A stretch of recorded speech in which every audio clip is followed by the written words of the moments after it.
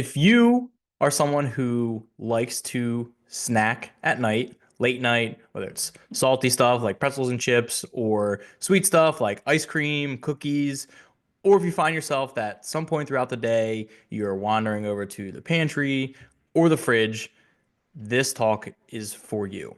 We are talking all about snacks, snacking, specifically how late night snacking is affecting you, but also meal and snack timing and how that can help keep the late night snacking from happening, and then also how blood sugar and snacking are connected to each other. And then more importantly, we're going to take those pieces of information and we're going to talk about a few tips that can help curb the snacking or at least make it more productive and more intentional. So we're going to dive into it. Before we do that, if you want to catch up on our last call 2 weeks ago, it's all about how to take your busy life and make it more organized and more intentional for what you're eating. So, how to plan and prepare, how to have a plan B, and really just, again, having a plan. So that way, when stuff inevitably comes up, you're already ready to go and you have, if not option A, option B ready to go. So, I won't dive into that too much. You can watch one of the past videos on the YouTube channel along with a bunch of other talks that I have done: proteins, veggies, 3 steps to reset your health, action plans, meal prep, how to meal prep, how to meal plan. So lots of different videos on all the topics. You can check out my YouTube video. So let's start into snacking. I am a healthier person than I was in the past, and that has been an intentional change. It has not been an easy one, but for me, when I was in college, I started having a bowl of ice cream every night after dinner before I went to bed, watching the TV show, right? No one's there to say I can't. And so that's what I have, 3 or 4 scoops of ice cream in a bowl. Sometimes I'd get crazy and go chocolate syrup or sprinkles, add some whipped cream. Like, really love that. I would go to, there was a local farm near us. We'd get a huge, big 5 gallon tub of it. And so there was plenty of it. And I did that so often that it got to the point where I could like feel that craving come throughout the day. Like, just, oh, I can't wait to have dinner so I can have my ice cream later. And that continued when I graduated college and, went to live at home, and I always had, pints of ice cream, quarts of ice cream in the fridge, and that was my weakness. I don't usually do sweets, but the ice cream late at night got me. And I did it so consistently that anytime I would have dinner, I would immediately crave something sweet, like every single time. Whether or not I was hungry, and no matter how full I was, it was always just like that conditioning that I'd done for so long that I wanted something sweet.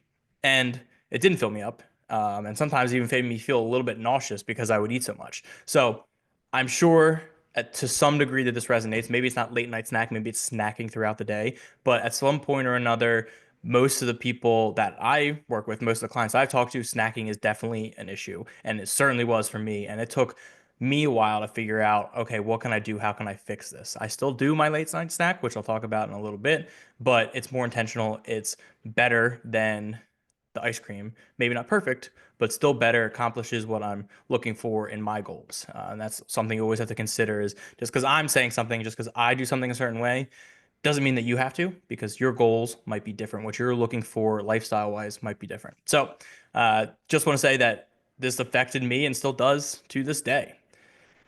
So I like to try to give in a little bit of facts here, some fun did you knows. So a study was done, or multiple studies were done, all about snacking and the healthiness of the food. So the quality of the food that you eat typically tends to decrease by almost 2% every hour in the day. So if you're up at 6 and you're going to bed, or it's 8 o'clock, 9 o'clock at night, that's 12 to 14 hours. You're talking 30 to 35% chance of it being less healthy. And going back to my ice cream example, obviously that's pretty not healthy throughout the day. Maybe the day starts off great. I wake up feeling good. I have my healthy breakfast. And then as the day goes on, huge stress comes in, the busyness comes in, the tiredness comes in, and you're more prone to having those cravings of the things that are a little bit less healthy. So 2% every hour, I thought that was interesting. And then 44% of all snacking occurs between dinner and bedtime, so about 6 to 9 p.m. So again, that resonates with me personally, and I'm sure with a lot of you. The other snacking coming from stuff throughout the day between breakfast and lunch, and then probably another percentage between lunch and dinner, especially if you're at the office, or even if you're working from home, that post lunch kind of craving for the snacks. And then the average American eats 22% of their total energy intake from snacks alone. All right. So 22% of their intake comes from those hours of 6 to 9 p.m. And that's probably because of snacking. So that's kind of interesting. Again, facts, wanted to give those out and try to maybe take away a piece of advice or a piece of data from studies that I've read. Now, that being said, the question that I get a lot is snacking at night bad? And I'll talk about it more in detail. And I think it depends on a couple factors. Does it affect your sleep? Does it affect you from falling asleep because you're so full? And also, what does the quality of the snack look like? When did you eat dinner? When did you go to gym? Like, there's a lot of factors that come into it. So it's not always an easy yes or no answer. But the hard and fast rules, always bad to eat after 8 p.m., is not always necessarily the case. We can accommodate it. It just has to be intentional and in the right conditions. So, that being said, the timing of food is really important. And we all know that the highly processed foods, the stuff that when you toss in your mouth, like Cheez-Its, right, it dissolves super fast and doesn't really fill you up.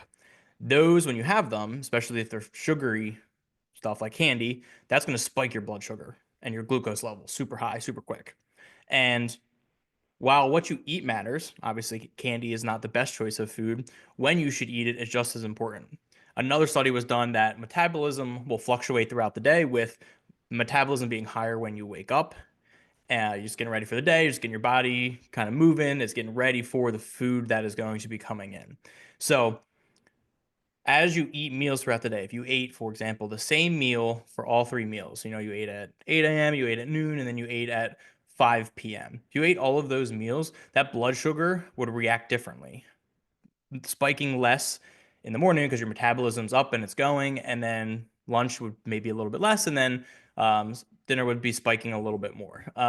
So that is given all the same meal, all the same food quantity. So kind of adjusting where your thought is there. It also depends on what time you work out, right? Obviously, you're working out in the morning, that's going to help get the metabolism going. And then especially if you do it consistently, anything you do consistently, your body's going to want to adapt. It's want to go back to homeostasis. So if you do it over a period of time, your body is going to know that, hey, I wake up at this time, I go to the gym at this time, I go to bed at this time. So it knows when to start turning things on and off and regulating and ramping things up and down just based on consistent patterns over time.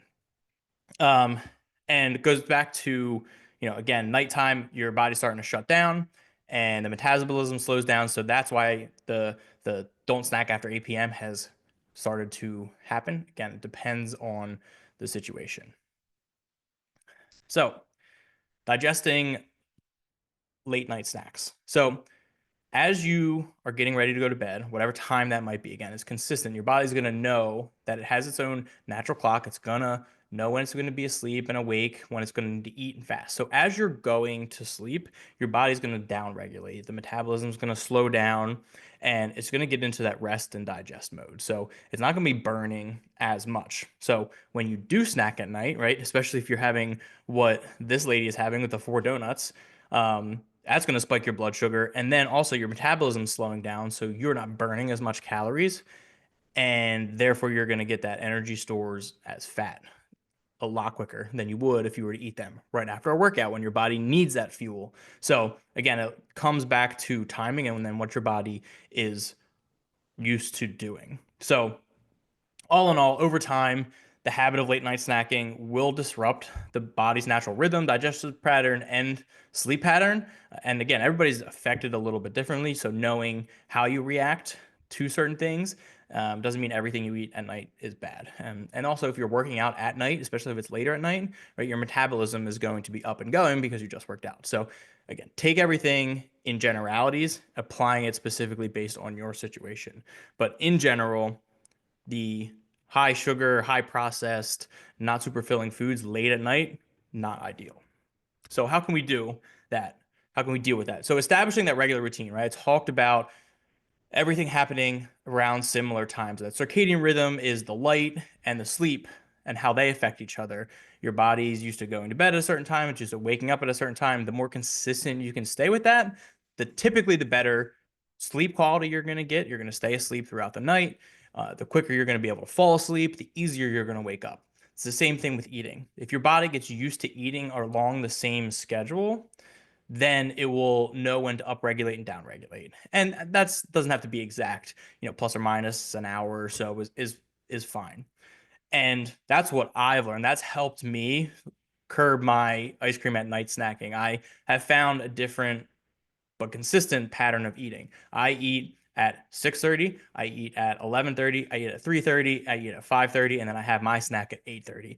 But I eat those meals like clockwork on those times. Again, plus or minus half an hour. And that just helps my body get into the routine, knows when food's going to be coming. Like I get hungry right around 11, I get hungry right around 3, it just knows that it's happening. So the more consistent you can be with it, it always goes back to consistency. The more consistent you can be with how well your plates are made up, but more importantly, how regular you're eating. Um, and then typically, when you're eating, we want to do what we've talked about in a bunch of these is the plate method. So we want to have quarter the plate of protein, half the plate of veggies, and then a quarter plate of the starchy carbs. So sweet potatoes, rice, whole grain bread, that kind of stuff. And if those meals are nice and balanced, you will feel full. You will feel full for longer. You'll get all of the macros that you need, and it will make you less likely to snack. Typically, you're not really that hungry, or you didn't eat a big enough meal, and there you actually are hungry, and it's your body telling you, and you just naturally kind of mindlessly wander over to somewhere where there's food, and you're going to pick the easier food option, which is typically not the healthiest.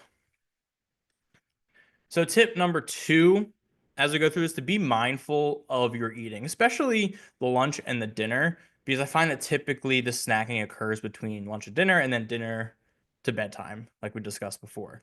And that when you eat, you want to like feel how full you're getting and taste the food and enjoy it. And the more focused you are on it, the more satisfied you will be. And that will help make you feel full, surprisingly, right? If you eat the same amount of food, but you pay attention to it, you will feel more full than if you just mindlessly ate it or tried to devour it as quick as possible just to get to that next meeting or that next call.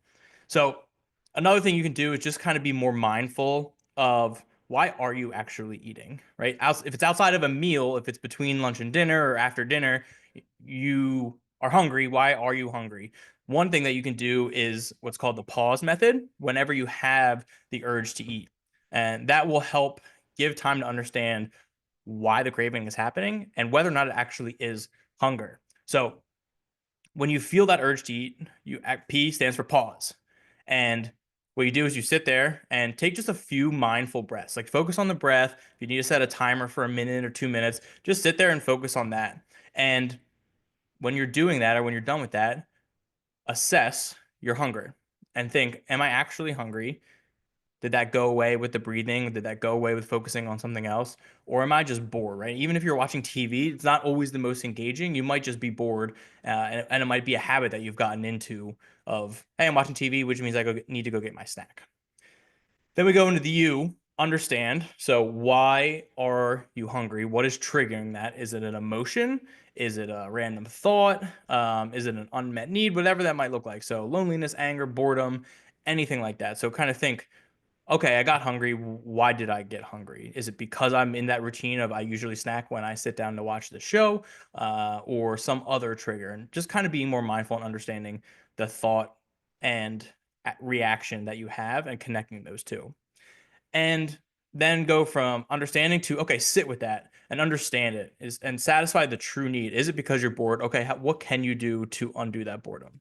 And sitting with a timer is usually the best because then it'll be a distinct amount of time and you'll say, all right, I give myself 3 minutes, and you'll know for sure that you gave yourself the time to sit there and consider it. It's kind of related to if you've ever heard, if you're shopping for something and you kind of want an impulse buy, or you see something maybe on Instagram, you're getting influenced, taking that 24 hours after looking at it and revisiting that. Like you can bookmark it, say, I want it, bookmark it 24 hours later, you'll look back and you'll say, do I actually want that? Most of the time, it's probably not. All right. And then after you go through all of that, you kind of understand the feelings, why they're happening, the triggers. You can evaluate what worked. Did the breathing work? Did distracting yourself work? Did understanding what the trigger was?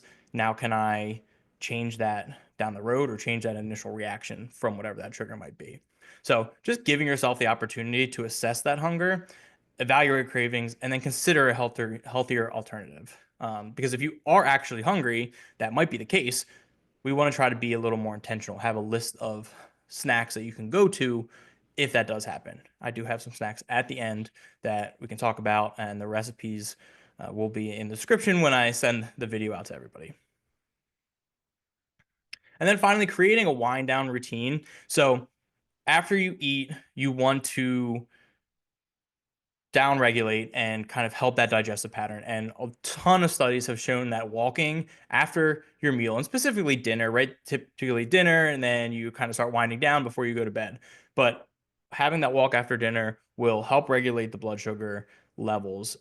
Usually 10, 15, maybe 20-minute walk will be more than enough that you can improve the digestion, increase the rate which your body moves through your stomach, right? Increase that metabolism a little bit and let that body clear it out and keep you at a nice solid level. So you do that consistently, it will know that it's down regulation time. It's time to go and rest and digest. And it'll be a good way to kind of keep the metabolism working. That way, if you do end up snacking, you will have a little bit ready to go. So, talked about being bored. Most of the time, that is what's happening. So, when you sit there in front of the fridge and you open the door and you're like, I don't even know how I got here, you just ask yourself, what are you wanting? And will this choice align with whatever your goals are? So if you're trying to lose weight, am I actually eating because I'm hungry, or am I just bored and this is just what I do when I'm bored? So um, just make sure you eat the balanced meals throughout the day, like we talked about, and really just have a plan for a healthy snack if you do decide that you are hungry. So, two of the common questions that we get, touch on one of them specifically is it bad to snack before bed? Um, it's okay if we can have a good healthy alternative. So my healthy alternative that I do, because I'm going to eat something after dinner anyway, and it's typically something sweet. I do a casein pudding, which is the casein protein with a little bit of pudding mix and some peanut butter, some natural peanut butter. So it's got a little balance of everything. It fills me up. It craves that sweet tooth. Is it perfect? No. Is it better than a bowl of ice cream? Absolutely. So if you do feel like you need a snack before bed, either try a little bit bigger of a dinner, maybe that'll keep you feeling full longer, or have that healthy snack ready to go. And then how do you curb the sweet cravings? So, like I said, I do mine. It's not perfect, but the casein pudding with a little bit of pudding mix, or and then you could do some fruits, some low sugar fruits you could have on hand, and then like a filling fiber. I even do like veggies with, peanut butter, or my wife does apples with peanut butter and she puts a couple chocolate chips on it. So you'll get the sugars in, you get the sweetness in. It's something full of fiber, so you feel full and it won't crush you when you're sleeping and your metabolism's not working full tilt health. So a couple of snacks. So the casein pudding I mentioned. We have the Almond Joy energy balls, which is just like oats. There's raisins. There's a little bit of protein powder in that, and it's all kind of just mixed together with some water, put in the fridge, and they create these nice little balls. So they're sweet. They're filled with protein. They have the carbs, and then if you get the raisins in there, you get a little bit of fruit and sugar. And then the other two puddings are the chocolate chia seed pudding, and then the last one is the a cottage cheese cookie dough. So those are some good recipes. I like the puddings. They're easy to eat. They're easy to digest, and they don't feel super heavy when you're going to sleep. So that being said, shameless plug. Have my Fit Fatherhood Facebook group. So if you are a dad and are looking for some help, health, fitness wise, come and join our group. We have 100 plus members in there now. We have a lot of great conversations on what different people are doing, what different people are struggling with, helping each other out. And then if you need any help in nutrition in general, message me, follow me on Instagram. I try to post some informative pieces of information and pieces of facts and reels and stuff like that. Try to make it fun. But if you need help with that, definitely reach out. I'm also doing three free 30-minute coaching calls, coming up with, hey, what are you doing? What are you trying to get to? And coming up with an action item to get the ball rolling. So, any of that interests you, please reach out. If you need help with any of that, I just want to help as many people as possible. But otherwise, thank you for joining tonight. And I look forward to the next one in 2 weeks.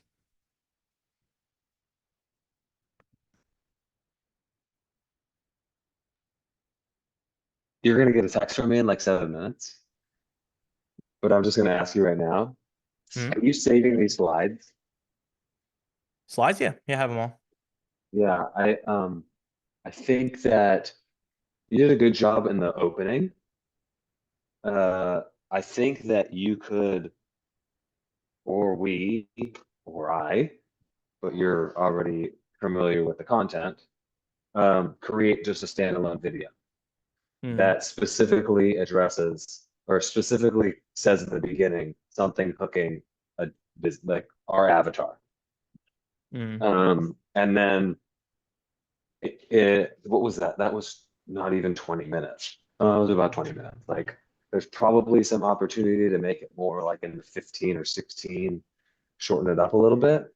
Yeah. But that instead of putting this on your channel, put a more focused version. I know it sucks because it's another 20 minutes worth of work. Yeah, but I think that like the visual of the slides and you talking and going boom, boom, boom through the stuff, and like in the hook going, whatever you say, hey, stick around. I'm gonna give you some freaking Hmm. options at the end. Yeah. I've been, I mean, who knows, but who knows if they're truthful or not, but I've been watching a handful of different people that talk about growing your channel. Hmm. And one of them is just like be very targeted about the videos you're making. Make sure that you're talking to a specific audience every single time. Hmm. And so like that this stuff would be great for the Fit Fatherhood channel for sure. Right. As long as it was like within the first 30 seconds we're going, Dad, busy dad. I know it's a struggle to freaking snack, you know, those whatever, come up with a good hook. The first 30 seconds, 15 to 30 seconds are so important. Yeah. It almost like doesn't matter what you say the rest of the time. Of course it does, but like, Yeah. you know, um, yeah. So what's up? You look like you want to say something right now. Yeah, what did you message? Who did you message? From Auto Trader or from Cars.com or Yeah, which one? cars.com and Auto Trader. Both of them. You just message everybody that was closed? Yeah, well, like some of these places that I messaged are like 8 hours, but I mean, we're looking for a 2021 to 2024 Toyota Tacoma Limit. Hmm. And like, there's not a whole lot of them. One video that I watched said some dealerships will not post their stuff on these websites. So like you might have to go like look at the specific dealerships, which is Hmm. freaking cumbersome. But Yeah. I mean, Yeah. maybe I should do that. My I, brother-in-law drove to like Oklahoma from Texas to get his, like, he was very, very like specific, like even yeah, more specific than your like year, make, model, like all the like certain accessories. I forget how long he drove to get it, but yeah, it was like this was the only place that had it. yeah. We started out with a 2024, but the price goes really high. And like, I Yeah. think out the door price, we're going to be talking 55, something like that. I'm like, we started this search at like, we'll probably be spending like 35 bucks. And it's just gone up and up. And like out the door prices I'm looking at, you know, 45,000 Yeah. with taxes and all the stuff. Like, Yeah. damn. Our RAV was like 32, like two and a half Yeah. years ago. It's so hard because like we Sure bought, you don't want to sport and we could just add leather seats. yeah, I don't know. Her 2018 Explorer we bought in 2020. Yeah, May of 2020, like right as COVID was happening. And what did we pay? 31 for it? Yeah. And a 2.5% interest rate. Mm. This freaking truck is going to cost more than our house payment. Yeah. Like, it's so hard to swallow. But we're like, I mean, we've thought about it. We're trying to put no money down because the money's better used going into real estate deals and getting a better return. And so Yeah. we can put $0 out of pocket on this thing potentially, like, or very little. Um, and it's a freaking $900 a month payment. Like, it's been a long time since I've had a payment on my car, but it was like 270, Yeah. like that, and that was ridiculous at the time because I didn't know what I was doing. But yeah, um, well, Really, do you wanna go for a sport? And, I know I've been playing with that idea. Like maybe we should not do the limited. cause here's under 30 grand in Greenwood, so we're talking an hour's drive. What are the Well, okay. Let's not talk about this right now. Yeah, I'm just gonna take it. Oh, okay. So I'll that I see you in the others. Yeah. See you.